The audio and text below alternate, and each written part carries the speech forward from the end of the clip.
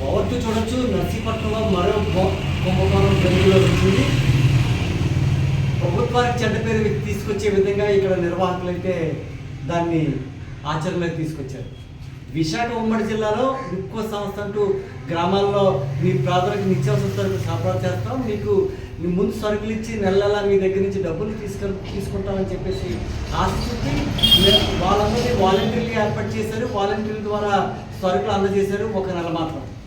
దానికి ముఖ్య అతిథిగా నర్సీపట్నం స్పీకర్ అయ్యన్న పాత్రలతో ఈ కార్యక్రమం లాంచ్ చేయడంతో రాష్ట్ర వ్యాప్తంగా 24 జిల్లాల్లో 26 జిల్లాల్లో కూడా స్పీకర్ గారు ఓపెన్ చేశారు. ఈ పథకం చాలా మంచిది, నిరుపేదలకి ఎంతో ఉపయోగకరంగా ఉంటుందని ఉద్దేశంతో వాళ్ళంతా కూడా ఆసక్తిగా ముందుకు వచ్చారు.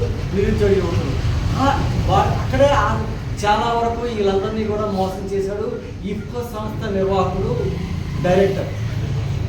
ఈ విశాఖ ఉమ్మడి జిల్లా నర్సీపట్నంలో ఒక క్యాంప్ కార్యాలయం ఓపెన్ చేసి ఇక్కడి నుంచే రిక్రూట్మెంట్ చేశారు. వీళ్ళందరికీ 20,000 నెలల 20,000 శాలరీ ఇస్తారని చెప్పేసి 100 మందిని వాలంటీర్లు ఏర్పాటు చేసుకొని వాళ్ళందరి దగ్గర కూడా వేతనాలు ఇవ్వకపోగా వాళ్ళందరినీ కూడా నెలల తరబడి వీళ్ళందరినీ సేవ చేయించుకొని వాళ్ళే గుడి కొట్టించాడు ఈ ఇఫ్కో నిర్వాహకుడు.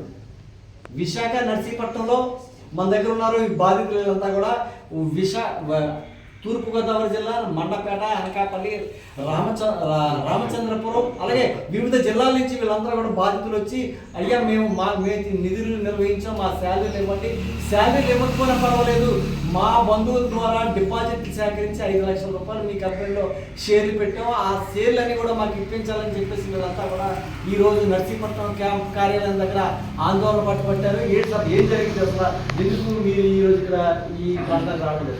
యాక్చువల్గా వీళ్ళందరూ నా దగ్గర వర్క్ చేసేవారండి. ఈ 3 జిల్లాలకి కూడా నేను డివిజన్ ప్రాజెక్ట్ మేనేజర్గా వర్క్ చేస్తున్నాను, డిస్ట్రిక్ట్ ప్రాజెక్ట్ మేనేజర్గా.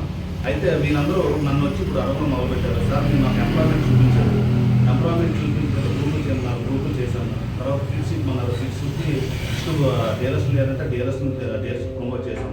ఈ రోజున ఈ ఫీల్డ్గా ఫోన్ పెట్టడం అవ్వట్లేదు, మా దగ్గర మాకు ఇప్పించండి, మా జీతాలు ఇప్పించండి అని చెప్పేసి నా దగ్గర వచ్చి ఇప్పించుకున్నారు. దీని మీద నేను విధి గారితో మొన్న డిస్కస్ చేయడం జరిగితే అతను ఎంతసేపు చేద్దామన్నా కానీ చేయడం అంటే జరగలేదు. సో నేను దాని మీద కేసు కూడా మా డీలర్స్ కూడా కొంతమంది కేసు పెట్టడం జరిగింది. నన్ను పోలీస్ స్టేషన్ కూడా పిలిపించున్నారు, నేను కూడా సమాధానం చెప్పుకున్నాను.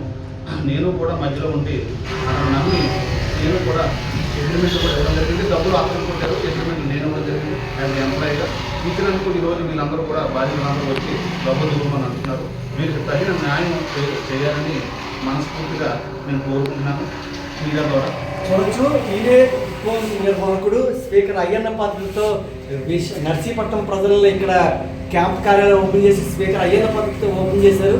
చూడొచ్చు, మేము విజువల్స్లో చూసే ప్రయత్నం చేస్తున్నాం. ఇఫ్కో నిర్వాహకుడు ఈయన ఒక్కో బాధిత దగ్గర నుంచి 5 లక్షల రూపాయలు సేకరించారు.